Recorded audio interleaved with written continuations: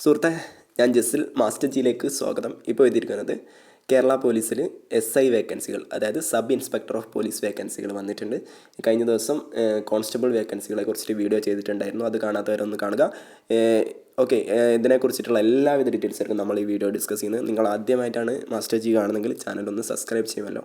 Okay, ഏതായാലും നമുക്ക് video start ചെയ്യാം. ഈ കാറ്റഗറി നമ്പർ 572 ആണ്. 572, 574 എന്നിവയാണ് കാറ്റഗറി നമ്പറായിട്ട് വരുന്നത്. പോസ്റ്റിൻ്റെ പേര് sub inspector of police trainee എന്നുള്ളതാണ്. വനിതകൾക്കും വിജ്ഞാപന പ്രകാരം അപേക്ഷിക്കാൻ പറ്റും. വനിതകൾക്ക് 574 ആയിരിക്കും, 572 പുരുഷന്മാർക്കും. അങ്ങനെ 2 നോട്ടിഫിക്കേഷനാണുള്ളത്. പിന്നെ ഭിന്നശേഷിക്കാരായ ഉദ്യോഗാർത്ഥികൾക്ക് ഈ വിജ്ഞാപന പ്രകാരം അപേക്ഷിക്കാൻ പറ്റില്ല.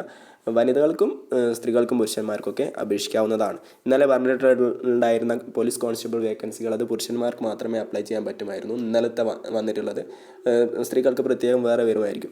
ഓക്കെ, എന്തായാലും സാലറി സ്കെയിൽ വരുന്നത് 45,600 രൂപ മുതൽ 95,600 രൂപ വരെയാണ്. നല്ല സാലറി തന്നെയുണ്ട്. പ്രതീക്ഷിക്കുന്ന ഒഴിവുകൾ എത്ര എന്നുള്ളത് പറഞ്ഞിട്ടില്ല. അതിൻ്റെ റിപ്പോർട്ട് കിട്ടി കാണില്ല. പിന്നീട് എന്ന് വെച്ചാൽ സാധാരണ വരാറില്ല, എത്ര ഒഴിവുകൾ ഉണ്ട് എന്നുള്ളത് സാധാരണ വരാറില്ല. എന്തായാലും നല്ല ഒഴിവുകൾ നമുക്ക് പ്രതീക്ഷിക്കാവുന്നതാണ്. ഓക്കെ, ഈ വിജ്ഞാപന പ്രകാരം ഇതിൻ്റെ റാങ്ക് ലിസ്റ്റിൻ്റെ കാലാവധി 1 വർഷമായിരിക്കും കേട്ടോ. 1 വർഷത്തേക്കായിരിക്കും റാങ്ക് ലിസ്റ്റ് ഉണ്ടാവുക. ആ 1 വർഷത്തിനുള്ളിൽ വരുന്ന ഒഴിവുകളൊക്കെ ഇത് പ്രകാരമായിരിക്കും നികത്തുക.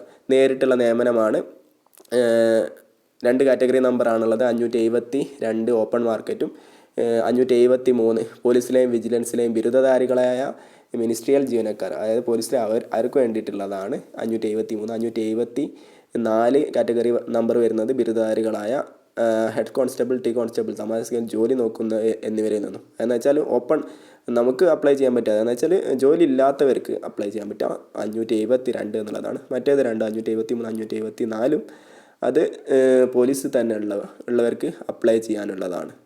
ഓക്കെ, പിന്നെയെന്ന് വെച്ചാൽ ഇതിൽ നോക്കാനുള്ള കാര്യം, പ്രായപരിധി നോക്കേണ്ടതുണ്ട്. ഓപ്പൺ വിഭാഗത്തിൽ പ്രായപരിധി, അതെന്ന് വെച്ചാൽ പുറത്തുള്ള കാൻഡിഡേറ്റ്സ്, പോലീസിലൊന്നും അല്ലാത്ത പുറത്തുള്ള കാൻഡിഡേറ്റ്സും അത് അപ്ലൈ ചെയ്യാനുള്ള കാറ്റഗറി അല്ലെങ്കിൽ വിഭാഗത്തിനുള്ള പ്രായപരിധിയാണ് 20 വയസ്സിനും 31 വയസ്സിനും ഇടയിലുള്ളവർക്ക് അപ്ലൈ ചെയ്യാൻ പറ്റും. ഓക്കെ, നിങ്ങൾ അതായത് 2/1/1992 1/1/2003 ഇടയിൽ ജനിച്ചവരായിരിക്കും. 2 തീയതികളും പറ്റും. മിനിസ്ട്രിയൽ കാൻഡിഡേറ്റ്സ് മറ്റുള്ളവരാണെങ്കിൽ 1/1/2023 36 വയസ്സ് തികയുവാൻ പാടില്ല. കോൺസ്റ്റാബുലറി വിഭാഗത്തിന് 1/1/2023 36 വയസ്സ് തികയാനും പാടില്ല. ഓക്കെ, അങ്ങനെയൊക്കെയാണ് പ്രായത്തിൻ്റെത്. പിന്നീടെന്ന് വെച്ചാൽ പ്രായത്തിൻ്റെ ഇളവും കാര്യങ്ങളൊക്കെ ലഭിക്കുന്നതായിരിക്കും. അത് SC ST OBCക്കൊക്കെ 5 വർഷത്തെയും 3 വർഷത്തെയും ഒക്കെ പ്രായത്തിൻ്റെ യഥാക്രമം ഇളവ് ലഭിക്കുന്നതാണ്. ഓക്കെ, പിന്നീട് ഇതിൽ നോക്കാനുള്ള കാര്യം യോഗ്യതകൾ. ഇതിലേക്ക് അപ്ലൈ ചെയ്യാനുള്ള യോഗ്യതയാണ് മിനിമം ഡിഗ്രി ഉണ്ടായിരിക്കണം. എനി ഡിഗ്രി, ഏതെങ്കിലും അംഗീകൃത സർവകലാശാലയിൽ നിന്നുള്ള ഡിഗ്രി ഉള്ളവർക്കാണ് ഇതിലേക്ക് അപ്ലൈ ചെയ്യാൻ പറ്റുള്ളൂ. അതാണ് മെയിനായിട്ടുള്ള ക്വാളിഫിക്കേഷൻ. മറ്റു ക്വാളിഫിക്കേഷനൊന്നും ആവശ്യമില്ല. പിന്നീട് ഇതിൽ നോക്കാനുള്ളതെന്ന് വെച്ചാൽ ശാരീരിക യോഗ്യതകൾ നോക്കാനുണ്ട്. ശാരീരിക യോഗ്യത ഉയരം 165 സെൻറ്റിമീറ്റർ പുരുഷന്മാർക്ക് ഉണ്ടായിരിക്കണം. പട്ടികജാതി പട്ടിക വിഭാഗത്തിൽപ്പെടുന്ന ഉദ്യോഗാർത്ഥികൾക്ക് 160 സെൻറ്റിമീറ്ററാണ് ഹൈറ്റ് വേണ്ടത്. നെഞ്ചളവ് 81 സെൻറ്റിമീറ്ററാണ് വേണ്ടത്. നെഞ്ചളവ് വികസിപ്പിക്കാൻ 5 സെൻറ്റിമീറ്റർ വികസിപ്പിക്കാനും പറ്റണം. ഓക്കെ, നെഞ്ചളവിൻ്റെ കാര്യത്തിൽ പട്ടികജാതി പട്ടികവർഗ്ഗക്കാർക്ക് ഇളവ് അനുവദിക്കുന്നതല്ല. അവർക്ക് സെയിം തന്നെ നെഞ്ചളവ് ഉണ്ടായിരിക്കണം എന്നാണ് പറയുന്നത്. ഇനി വനിതാ ഉദ്യോഗാർത്ഥികളാണെങ്കിൽ അവർക്ക് 160 സെൻറ്റിമീറ്റർ ഹൈറ്റ് വേണം. പട്ടികജാതി പട്ടികവർഗ വിഭാഗത്തിൽപ്പെട്ടവർക്ക് 155 സെൻറ്റിമീറ്ററാണ് ഹൈറ്റ് വേണ്ടത്. ഓക്കെ, ഉയരം കൂടുതലുള്ളവർക്ക് മുൻഗണന ലഭിക്കുന്നതാണ്. ഇതിൽ പ്രത്യേകം പറയുന്നുണ്ട്, ഉയരം കൂടുതലുള്ളവർക്ക് മുൻഗണന ലഭിക്കും. അതുകൊണ്ട് തന്നെ ഉയരം ഉണ്ടെങ്കിൽ എന്തായാലും അപ്ലൈ ചെയ്തോളൂ. പിന്നെ കാഴ്ചശക്തിൻ്റെ കാര്യം പറയുന്നുണ്ട്. ദൂരക്കാഴ്ച വലത് കണ്ണിനും ഇടത് കണ്ണിനും 6 സ്നെല്ലൻ ഉണ്ടായിരിക്കണം. സമീപക്കാഴ്ച 0.5 സ്നെല്ലന് 2 കണ്ണിനും ഉണ്ടായിരിക്കണം. ഓക്കെ, ഓരോ കണ്ണിനും പൂർണ്ണമായിട്ടുള്ള കാഴ്ചശക്തി നിർബന്ധമാണ്. വർണ്ണാന്ധത, കോങ്കണ്ണ് അല്ലെങ്കിൽ കണ്ണിൻ്റെ കൺപോളകൾ അനാരോഗ്യകരമായിട്ടുള്ള അവസ്ഥ എന്നിവ അയോഗ്യതയായിട്ട് കണക്കാക്കും. പിന്നെ മുട്ടുതട്ടൽ, പരന്ന പാദം, ഞരമ്പ് വീക്കം, വളഞ്ഞ കാലുകൾ, വൈകല്യമുള്ള കാലുകൾ, ഉന്തിയ പല്ലുകൾ, കേൾവിയിലും സംസാരത്തിലുമുള്ള വൈകല്യങ്ങൾ എന്നിവയെ ശാരീരിക ന്യൂനത ആയി കണക്കാക്കുകയും അയോഗ്യതയ്ക്ക് കാരണമാകുകയും ചെയ്യുമെന്ന് പ്രത്യേകം പറയുന്നുണ്ട്. പിന്നെയെന്ന് വെച്ചാൽ ഉദ്യോഗാർത്ഥികൾ കായികക്ഷമത പരീക്ഷ അല്ലെങ്കിൽ സർട്ടിഫിക്കറ്റ് വെരിഫിക്കേഷൻ സമയത്ത് ശാരീരിക യോഗ്യതയും കണ്ണട കൂടാതെയുള്ള കാഴ്ചശക്തിയും തെളിയിക്കുന്ന താഴെ കൊടുത്തിട്ടുള്ള ഫോർമാറ്റിലുള്ള ഒരു സിവിൽ സർജൻ്റെ റാങ്കിൽ കുറയാത്ത മെഡിക്കൽ ഓഫീസറിൽ നിന്ന് ലഭിച്ച മെഡിക്കൽ സർട്ടിഫിക്കറ്റ് നിങ്ങൾ ഈ ഫിസിക്കൽ ടെസ്റ്റ് ഉണ്ടല്ലോ അതിൻ്റെ സമയത്ത് ഹാജരാക്കണം. അതിൻ്റെ ഫോമാണിത്. ആ ഫോം എന്തായാലും എക്സാമിനൊക്കെ ശേഷം മതി, ഇപ്പം വേണ്ട, എക്സാമിനൊക്കെ ശേഷം ഹാജരാക്കാനുള്ള ഫോമാണ്. നിങ്ങൾ ലിസ്റ്റിലൊക്കെ വന്നു കഴിഞ്ഞാൽ ഫിസിക്കലിന് മുന്നോടിയായിട്ട് ഹാജരാക്കേണ്ട ഫോമാണിത്. അത് അന്നേരം ഡൗൺലോഡ് ചെയ്ത് നിങ്ങൾ ശരിയാക്കിയാൽ മതിയാവും. ഓക്കെ. പിന്നെ പുരുഷ ഉദ്യോഗാർത്ഥികൾക്കുള്ള കായികക്ഷമത പരീക്ഷ അല്ലെങ്കിൽ ഫിസിക്കൽ എഫിഷ്യൻസി ടെസ്റ്റ്, അതായത് നിങ്ങൾ എക്സാം എഴുതി ക്വാളിഫൈ ചെയ്ത് കഴിഞ്ഞാൽ എക്സാമിനേഷൻ ഉണ്ടാവും. എക്സാമിനേഷനിൽ നിങ്ങൾ ഷോർട്ട് ലിസ്റ്റിൽ വന്നു കഴിഞ്ഞാൽ നിങ്ങൾ ഫിസിക്കൽ എഫിഷ്യൻസി ടെസ്റ്റ് വിജയിക്കേണ്ടതുണ്ട്. ഫിസിക്കൽ എഫിഷ്യൻസി ടെസ്റ്റ് എന്ന് പറയുമ്പോൾ പുരുഷ ഉദ്യോഗാർത്ഥികൾക്ക് താഴെ പറയുന്ന 8 ഐറ്റം, അതായത് 8 ഐറ്റം ഉണ്ട്. ഈ 8 ഐറ്റത്തിൽ മിനിമം ഒരു 5 എണ്ണത്തിൽ നിങ്ങൾ പാസ്സായിരിക്കണം. എന്നാൽ നിങ്ങൾക്ക് ഫിസിക്കലി നിങ്ങൾ ജയിച്ചു എന്നാണ്.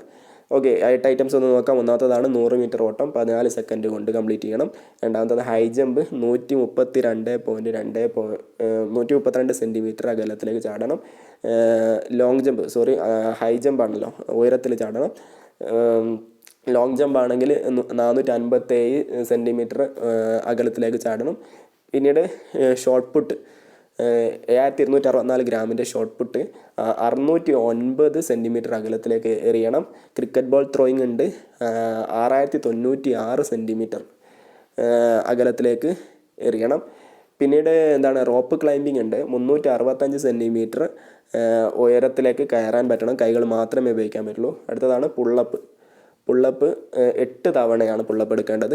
പിന്നെ നെക്സ്റ്റാണ് 1500 മീറ്റർ ഓട്ടം 5 മിനിറ്റ് 44 സെക്കൻഡ് കൊണ്ട് കംപ്ലീറ്റ് ചെയ്യാൻ പറ്റണം. ഓക്കെ.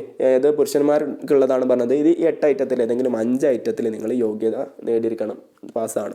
നെക്സ്റ്റാണ് വനിതാ വിദ്യാർത്ഥികൾക്കുള്ള കായികക്ഷമതാ പരീക്ഷ. വനിതാ വിദ്യാർത്ഥികൾക്ക് താഴെ പറയുന്ന കായികക്ഷമതാ പരീക്ഷ ഉണ്ടാകുക.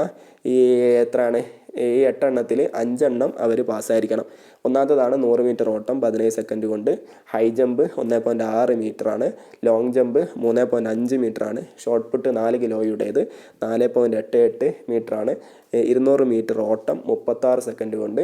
നെക്സ്റ്റ് ത്രോ ബോൾ 14 മീറ്റർ അകലത്തിലേക്ക്. Next shuttle race 25 metre × 4 25 metre 4 തവണ, അത് 26 സെക്കൻഡ് കൊണ്ട് കംപ്ലീറ്റ് ചെയ്യണം. അടുത്തതാണ് സ്കിപ്പിങ് 1 മിനിറ്റ് കൊണ്ട് 80 തവണ. 1 മിനിറ്റിൽ 80 തവണ സ്കിപ്പിങ് എടുക്കാൻ പറ്റണം. ഇതിൽ 8 എണ്ണത്തിൽ ഏതെങ്കിലും 5 എണ്ണം നിങ്ങൾ പാസ്സായാൽ ഫിസിക്കലി പാസ്സായി. ഓക്കെ. അതിനുശേഷം കായികക്ഷമതയ്ക്ക് ശേഷം